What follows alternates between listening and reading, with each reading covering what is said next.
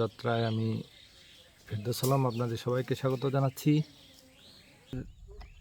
পূর্ব পার্শ্বে দাঁড়ায় আছি। আমার এই সাইড দিয়ে আমি আসলাম। জনগা বিল পার হয়ে আমি একটা ভাঙাচোটা রাস্তা দিয়ে একটা ব্রিজের উপর দাঁড়ায় আছি।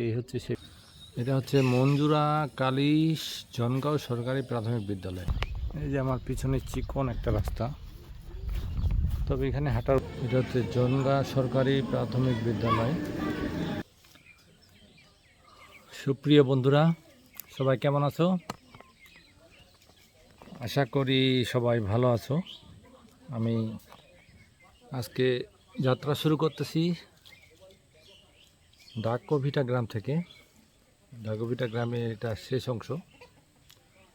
আমি এখন আরও সামনের দিকে যাব। আমার পিছনের রাস্তাটা দিয়ে আমি আসলাম।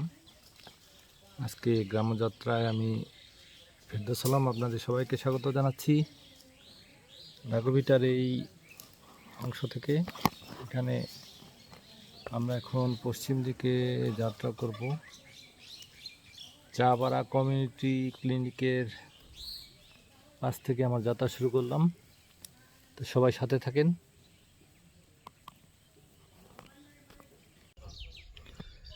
বন্ধুরা, আমি এখন জনগা বিলের পূর্ব পার্শ্বে দাঁড়ায় আছি।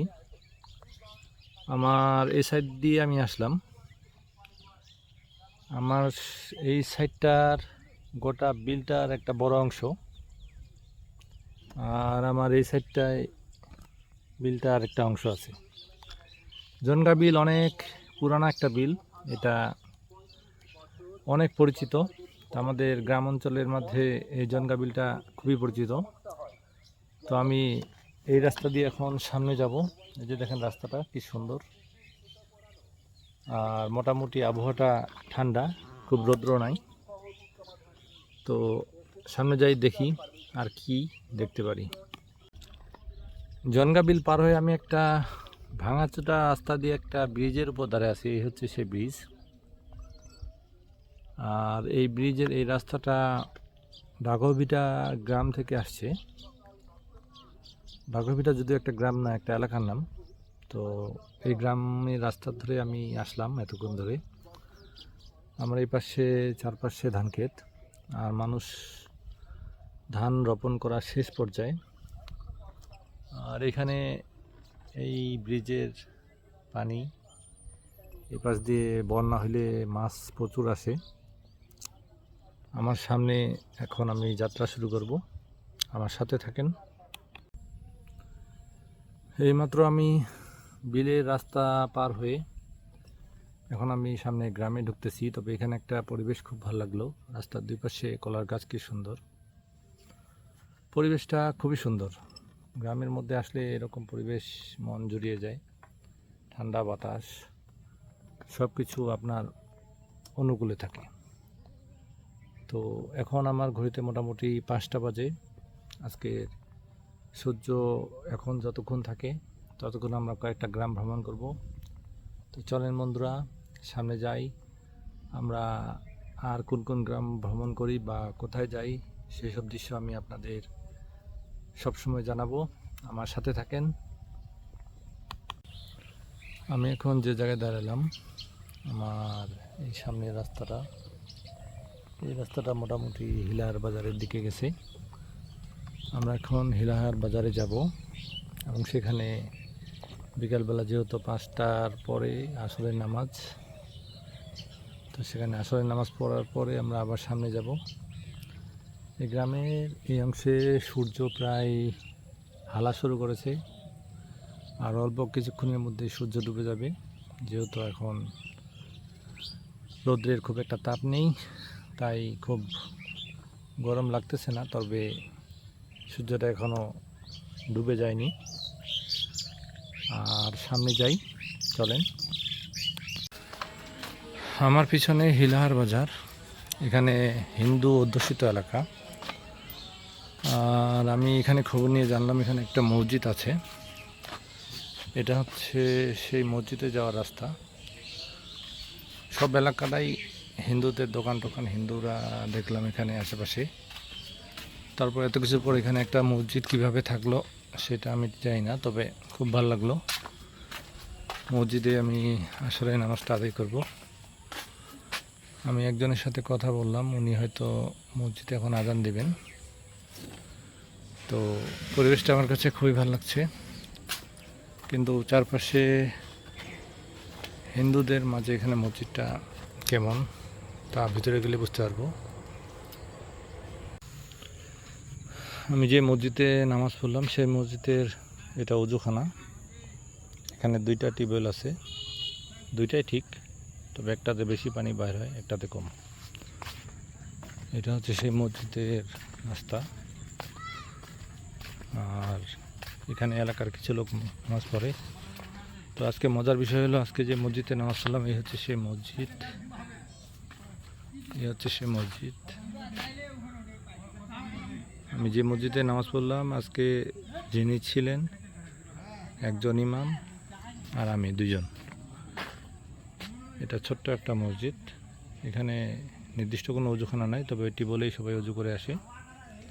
তবে বেশ ভালো লাগলো। পুকুরটার মালিকটার নাম কি?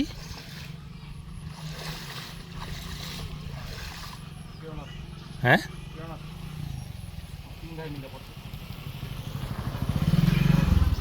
ক্ষিতীশ মাস্টার কইল মুখ। ক্ষিতীশ মাস্টার কে?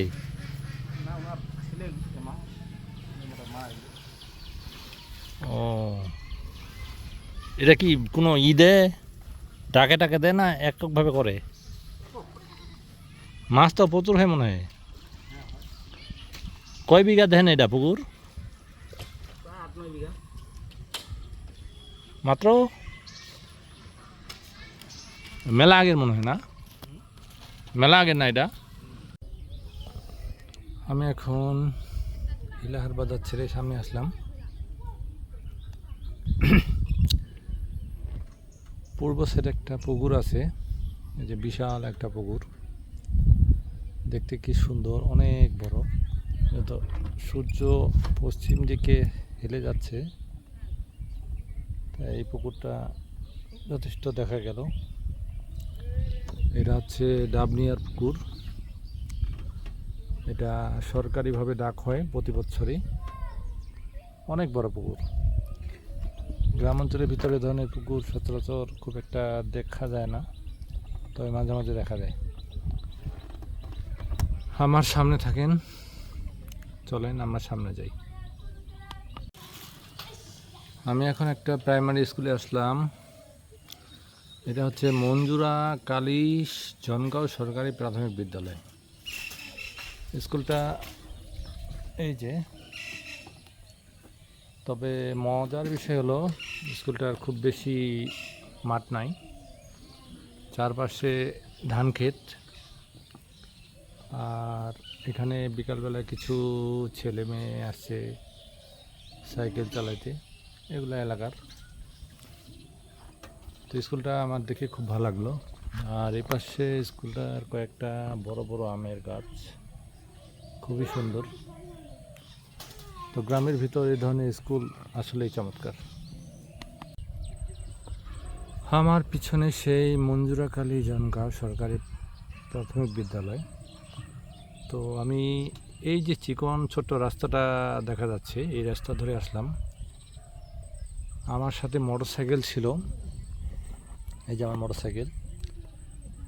তো এই মোটরসাইকেল নিয়ে এই রাস্তায় আসা খুবই কঠিন, কারণ দুই পাশে ধান ক্ষেত।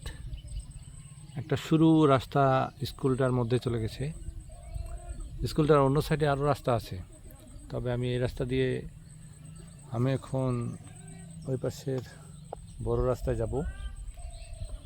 তো আমার কাছে খুবই অবাক লাগছে এই চিকন রাস্তাটা ধরে মোটরসাইকেল চালানো। তো যাই হোক, সমস্যা নাই, আসতে পারছি, অসুবিধা নেই। আমি এখন ধানবাড়ি ক্ষেতের মধ্যে হাঁটতেছি। এই যে আমার পিছনে চিকন একটা রাস্তা, তবে এখানে হাঁটার উদ্দেশ্য হচ্ছে আমি সামনে একটা সুন্দর পুকুরে যাচ্ছি। আমার চলতে অসুবিধা হচ্ছে, রাস্তাটা খুবই চিকন। তো যাই সামনে, আরও দেখতে পারবো। এই যে দেখেন রাস্তাটা কত চিকন। কারণ আমি যেটার উদ্দেশ্যে যাচ্ছি এখানে একটা সুন্দর সামনে একটা পুকুর আছে, যে পুকুরটা আমার কাছে দেখে খুব ভালো লাগলো। গ্রাম অঞ্চলে এই ধরনের পুকুর খুব একটা দেখতে পাওয়া যায় না। তো দেখি, এই হচ্ছে সেই পুকুর।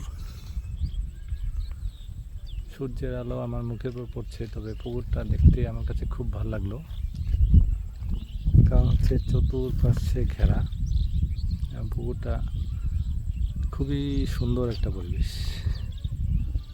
এটা বিলের মাথায় একটা পুকুর, এখানে একটা চালা আছে, যে চালাতে বসে মানুষ পুকুরটা পাহারা দেয়। তবে অবাক করার বিষয় হচ্ছে বিলের মাথায় পুকুরের চতুর্পাশে নেট দিয়ে ঘেরা এবং এই পরিবেশটা খুবই সুন্দর। সূর্যের আলো চোখে পড়তেছে, তাই খুব ভালোভাবে দৃশ্যটা নিতে পারলাম না। পুকুরটা আরও একটু ভালোভাবে দেখার জন্য আমি আরও কিছুক্ষণ ধরে এই দৃশ্যগুলো নেওয়ার চেষ্টা করলাম। এখানে সরকারিভাবে এটা বলে ডাক হয়, খুব বড় না, তবে যথেষ্ট বড়। কিন্তু সবচেয়ে মজার বিষয় হচ্ছে এখানে দড়ি দিয়ে এই পার থেকে ওই পারে গাছের মধ্যে টাঙানো হয়েছে এবং দড়ির মধ্যে অল্প অল্প করে কাগজ, এই কাগজগুলো বাঁধে দেওয়া হয়েছে। কারণ হচ্ছে এই কাগজের শব্দে হয়তো মাছের কোনো হয়তো উপকার হইতে পারে। কিন্তু যাই হোক, বিষয়টা দেখে আমার কাছে খুব ভালো লাগছে। আসলে এটা একটা দেখার মতো দৃশ্য। তো গ্রাম অঞ্চলের মানুষ এই ধরনের দৃশ্যে অনেক এনজয় করে। আমি এখন আমার একটা স্কুলের সামনে দাঁড়ালাম। এটা হচ্ছে জনগা সরকারি প্রাথমিক বিদ্যালয়। স্থাপিত সাল হচ্ছে 1905 সাল। প্রায় 100 বছরের বেশি ধরে স্কুলটা, কিন্তু দেখে মনে হয় না যে 100 বছর পুরানা। নতুন বিল্ডিং হয়েছে। জনঘাট যাওয়ার পথে স্কুলটা পড়ে, অনেক পুরানো একটা স্কুল। তাই দেখে মনে হলো আসলে স্কুলের সম্পর্কে কিছু জানা দরকার। তো যদ্দূর জানলাম স্কুলে অনেক পুরানো। আমি এখন যে জায়গাটা আসলাম এটা হচ্ছে খুদার পুল নামে পরিচিত। আমার পাশে যে পুলটা আছে সেটা অবশ্যই এখন খুদার কিছু নাই। খুদা বলতে আমরা কাঠকে বুঝি, এলাকার ভাষায় এটাকে খুদার পুল বলে। তবে কোনো এক সময় পুলে হয়তো কাঠ দিয়ে কোনো ব্যবস্থা ছিল, যেখানে বন্যা হলে সবাই মাছ ধরতে আসে। আসলে জায়গাটা খুবই চমৎকার। দেখি পাশে আটকে আছে,